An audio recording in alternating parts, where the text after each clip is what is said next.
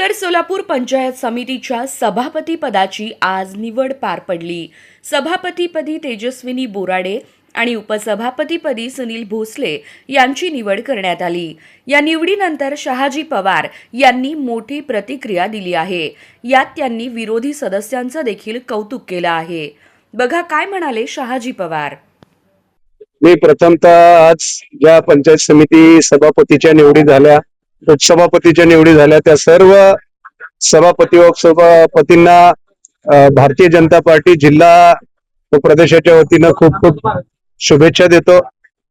या सोलापूर जिल्ह्यातल्या तमाम नागरिकांचं मी मनापासून आभार व्यक्त करतो की त्यांनी देशाचे पंतप्रधान नरेंद्रभाई मोदी, या राज्याचे मुख्यमंत्री आदरणीय फडणवीस साहेब आणि सोलापूर जिल्ह्याचे पालकमंत्री जयाभाऊ गोरे यांच्या नेतृत्वावर विश्वास टाकून त्याच्या शब्दाला मान देऊन मोठ्या प्रमाणात यश पंचायत समिती आणि जिल्हा परिषद मध्ये दिलं।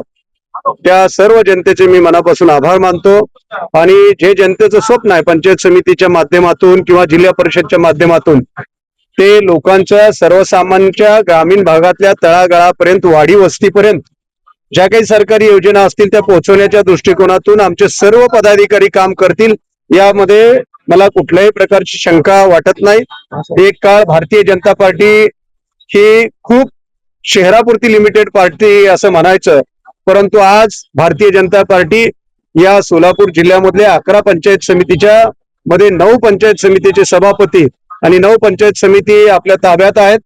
त्याचबरोबर पूर्ण जिल्हा परिषद स्वतंत्र भारतीय जनता पार्टी, तसे उत्तर सोलापूर सुद्धा स्वतंत्र भारतीय जनता पार्टीच्या जोरावर या ठिकाणी जनतेने आम्हाला या ठिकाणी निवडून दिलं।